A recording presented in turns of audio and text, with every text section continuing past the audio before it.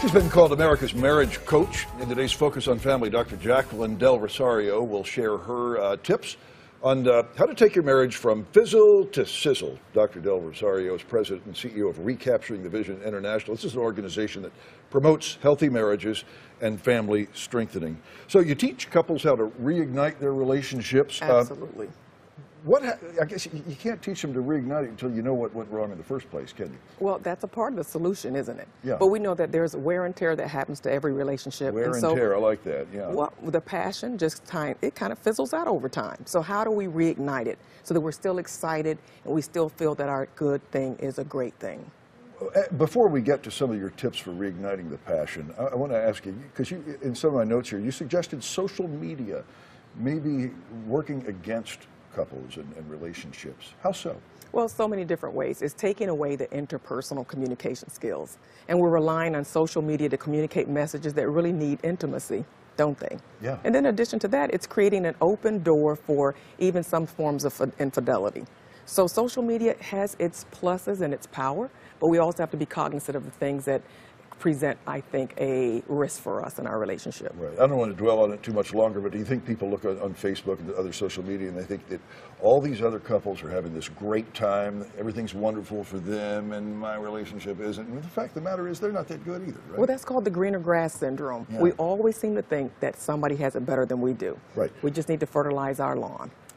Great. I love the way you put that. So you got the good news is couples can take some steps to regenerate the spark. One is to identify mood killers. What are some of those mood killers? Well, those are those hot buttons or those things that kind of shut our partner down. So a lot of those are triggers. So it talks about the history. Where did our partner come from? A lot of times they bring those things with them into the relationship, and sometimes we help to create them, but you don't want to push those buttons. You want to create harmony. So stay away from things that create conflict because they really are a damper to passion. You also like to tell couples you are not married to your children, you're married to each other. That's a big one. Yeah. Because I think that we as women have a propensity to kind of put that child first because they're so vulnerable and defenseless. So we kind of put their needs ahead of our husbands. And that's really a no-no. We need to remember the hierarchy in marriage, and we need to put people in their prospective places. And I like this tip.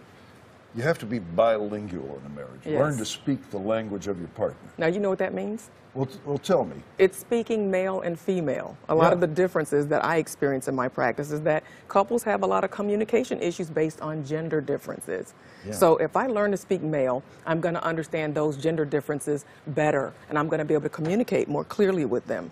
Same thing for you. You need to learn to speak female. Think like she does. There you go. Right? Yeah. And you got to think like he does. Absolutely. That takes work. It does, but it's work that has a great payoff. Yeah. So your final tip is to make those passionate moments a priority. Seize that. How do you go about doing that? Well, you know, the thing to me that is the key is spontaneity. You ever thought about that? Spontaneity is the first thing that kind of goes when you start having children or when your career starts taking front seat. Spontaneity. That's where being flirtatious comes in too, right? And remembering those wonderful things that you did that really did kind of prime the pump and keep each other excited in the relationship about one another. And you touch on something in that point that's fascinating to me. I've been reading a lot about it. Is this hormone called oxytocin? Yes. What is that? Well, it affects our brain and makes us feel really good about, you know, the moment. It's the real deal, isn't it? It is. Yeah. It is. It's a chemical reaction, isn't it? Yeah, and all mammals have it and humans have a lot of it. Yes, they do. And you've got to figure out how to make that stuff work. Well, these are the tips. Make a priority. Make sure that you take time to be intimate with one another. Look into each other's eyes. Don't forget to kiss deeply. You know, over time we stop kissing in the mouth. Or just that peck on the cheek, right? There you go. You got to do more than that, right? And take time for spontaneity, where you can just let your love begin to have its expression without limits. Right. Dr. Jackie, wonderful tips. Thank you so much. For more tips and information, visit Best Marriage. What is that? What's your website? BestMarriageKeys.com or Dr. Jacquie. Dr. Jackie. DrJackie.com. That's an easy one to remember. It is. Good to have you on. Good to be here.